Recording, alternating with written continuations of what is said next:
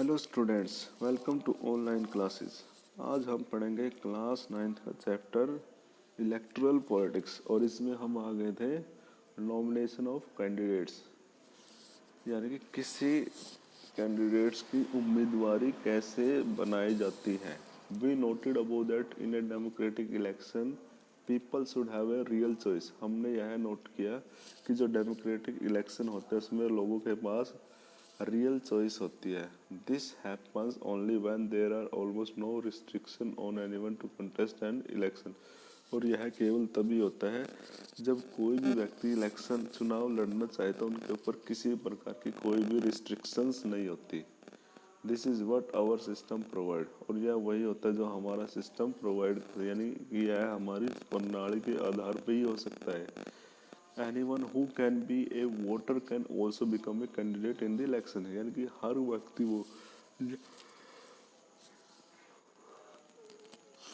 जो कि वोट डाल सकता है उन हर व्यक्तियों को चुनाव लड़ने का भी अधिकार है। The only difference is that in order to be a candidate the minimum age is 25 years while it is only 18 years for being a voter.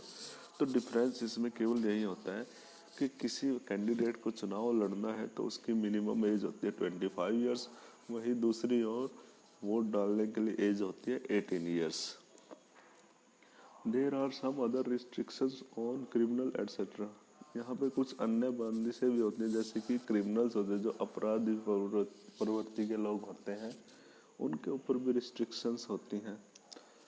But these apply in very extreme cases. लेकिन यह apply होते हैं बहुत ही ज़्यादा extreme cases पे। Political parties nominate their candidates who get the party symbol. Political party क्या करती है, वो अपने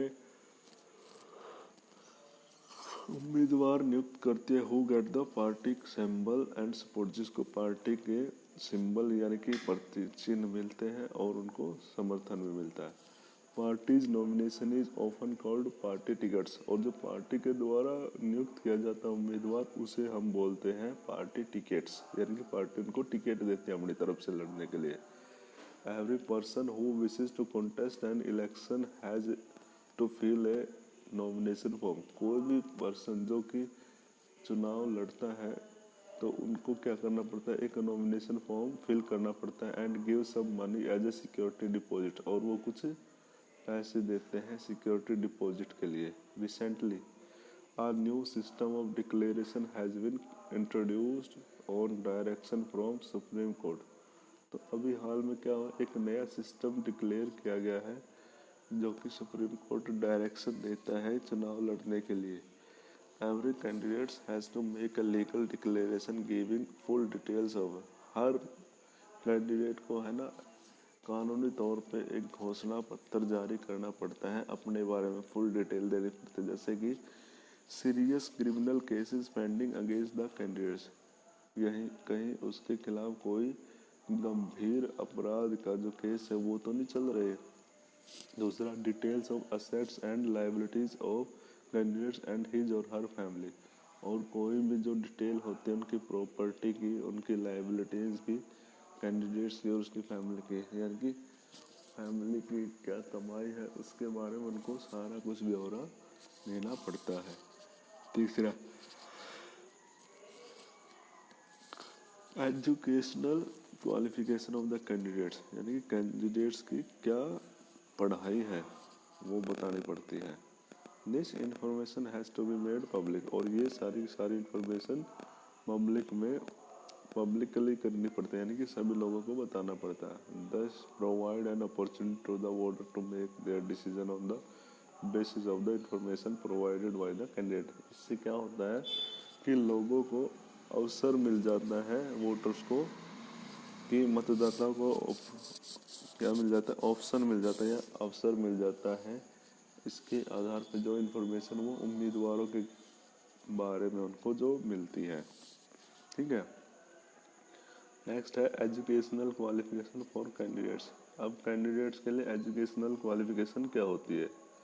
Why is there is no educational qualification for holding such an important position when the some kind of educational qualification is needed for any another job in the country.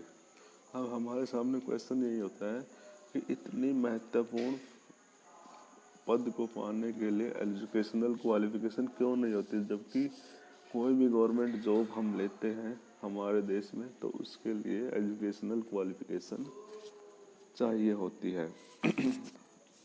Educational qualification are not relevant to all kinds of job. अब देखो educational qualification होते हर प्रकार के job के लिए relevant नहीं होते। The relevant qualification for selection to the Indian cricket team, the selection of the Indian cricket team, for example, is not the attainment of the educational degrees but the ability to play the cricket well। जैसे कि उदाहरण के तौर पे यदि भारतीय cricket team में selection करना है तो वहाँ पे डिग्री की वो क्वालिफिकेशन नहीं देखते हैं उनके एजुकेशनल डिग्री, बल्कि उनका खेल देखते हैं कि वो कितना अच्छा खेलता है, तो वही दोस्तों इंडियन क्रिकेट टीम में लेते हैं। Similarly the relevant qualification for being an MLA और MP is the ability to understand people's concern problem and represent their interest. तो इसलिए MLA और MP के लिए क्वालिफिकेशन यही होते हैं कि वो लोगों की चिंताओं को कितना, लोगों के बारे में कितना सोचते हैं और उनके हितों को कितना अच्छे से वहाँ पे पेश करते हैं। Whether they can do or so not is examined by the lakhs of examiners their voters after every 5 years। तो या क्या वो उन्होंने काम कर सकते हैं या नहीं किया, इसका एग्जामिन किया जाता है लाख्स ऑफ एग्जामिनर, यानी कि लाखों एग्जामिनर्स के द्वारा देयर वोटर्स, और वो कौन है, उनके वोटर्स, आफ्टर एवरी 5 years, यानी कि हर 5 साल के बाद। Even if educational was relevant it should be left to the people to decide how much importance they give to educational qualification. यदि उनके पास कोई एजुकेशनल की रिलेवेंसी है भी, यानी कि एजुकेशनल क्वालिफिकेशन है, तो यह लोगों के ऊपर छोड़ दिया जाता है कि वो कितनी इम्पोर्टेंस रखती है उनके educational qualification. Second, in our country putting an educational qualification would go against the spirit of democracy for yet another reason.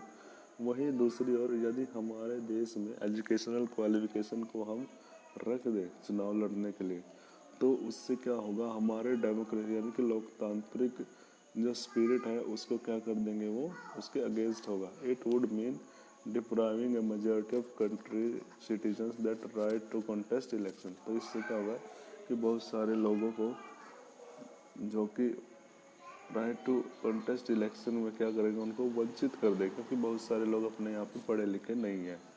If for example A graduate degree like BA, BCom, BSc was made compulsory for candidates, more than 90% of the citizen will become ineligible to the contest election।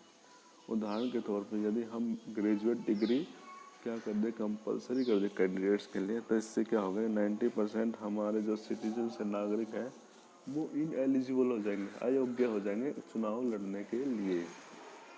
ठीक है, तो why are the candidates required to give a degree detail statement for their property. तो यहाँ पे question ये है कि जो कैंडिडेट्स होते हैं उनको प्रॉपर्टी की डिटेल स्टेटमेंट क्यों देनी पड़ती है।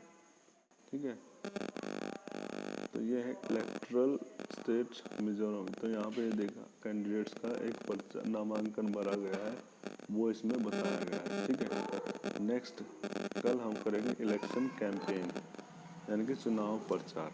आज हम यहीं तक करते हैं स्टूडेंट्स। ओके।